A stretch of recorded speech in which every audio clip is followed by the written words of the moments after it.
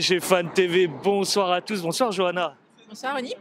Alors excellente soirée, on obtient cette finale attendue depuis 2 saisons éliminées en 8e de finale. Ce soir on l'obtient, et en plus face à une équipe de Rennes qui nous met souvent en difficulté par nos saisons précédentes.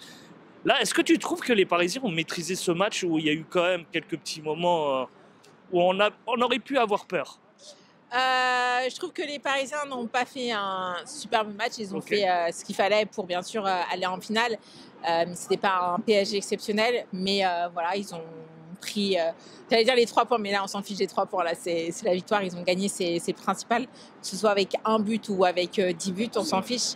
Le but, c'est d'aller tout simplement se qualifier. Il y a eu de belles tentatives, il y a eu des pénaux malheureusement ratés. On a eu, je pense qu'on a manqué de chance aussi. Dès la 11e minute, je crois, on avait une superbe occasion. Le ballon est rentrant, mais il ressort des cages. Donc, je pense que c'est vraiment un manque de chance de la part des joueurs du Paris Saint-Germain. Alors, on a vu un petit peu le milieu changer par rapport au match à l'OM. Est-ce que tu as trouvé ce milieu de terrain assez entreprenant et à la maîtrise de ce milieu où tu sais que la garde du milieu est importante dans un match? Est-ce que tu trouves que de ce côté-là, nous en sommes sortis gagnants? Dans la mesure où on jouait plus haut, ouais, peut-être. Après, c'est vrai que le match de l'OM non plus n'était pas exceptionnel. Donc, c'est difficile de comparer.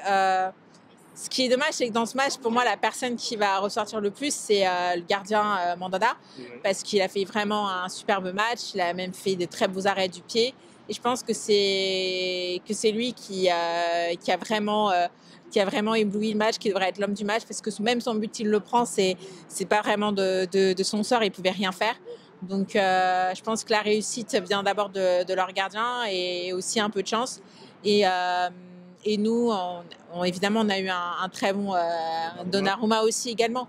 Mais voilà, c'est les gardiens qui ont fait le jeu pour moi. Est-ce que, là, tu l'évoques, et je vais rentrer dans ce sujet un petit peu, est-ce que tu sais que tu te critiquais un petit peu Donnarumma?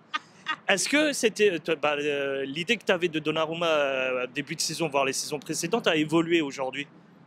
Oui, ça a évolué. Je suis beaucoup plus sereine qu'avant, ça c'est sûr. Je resterai toujours Team Navas, j'oublierai toujours pas ce que Navas a fait pour le Paris Saint-Germain. C'est important de mettre en valeur toujours nos anciens. Bien sûr. Mais actuellement, sur un gros match, si je dois faire une feuille de match, je vais aligner Donnarumma parce que il est constant, il est là, il a du rythme et il est en pleine forme. Et faut pas le casser dans son jeu. Est-ce que tu veux évoquer un dernier point avant de terminer?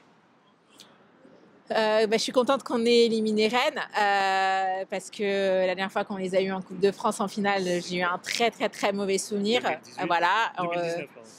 Ouais, 2019.